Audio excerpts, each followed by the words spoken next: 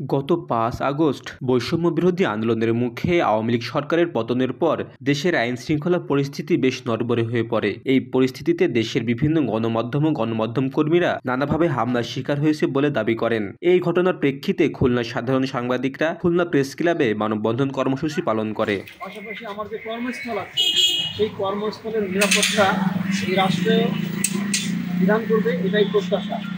এবং সকল মহলকে বলবো, কারণ আমরা একটা বিশেষ অবস্থার মধ্য দিয়ে আমাদের দেশ যাচ্ছে, আমরা যাচ্ছি, প্রত্যেকটা মানুষ যাচ্ছে।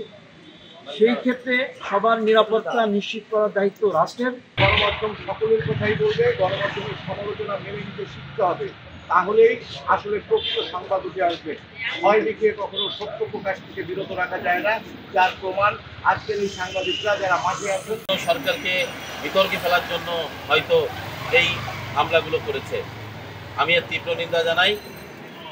ইতিমধ্যে দেশের এই স্পেস গ্রুপের যে মিডিয়াগুলো রয়েছে, কালের কণ্ঠ, বাংলাদেশ প্রতিদিন, নিউজ 24, বাংলা নিউজ 24, সবই কিন্তু মানুষের কথা বলছে, মানুষের পাশে দাঁড়াচ্ছে, বস্তুনিষ্ঠ সংবাদ পরিবেশন করছে।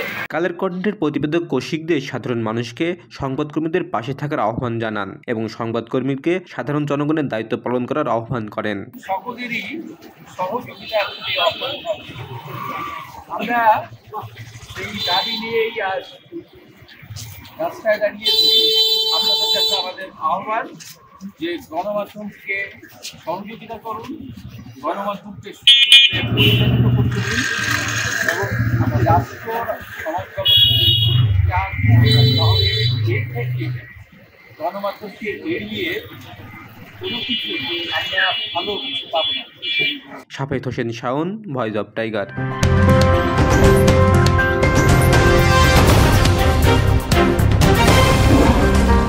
Voice of Tiger.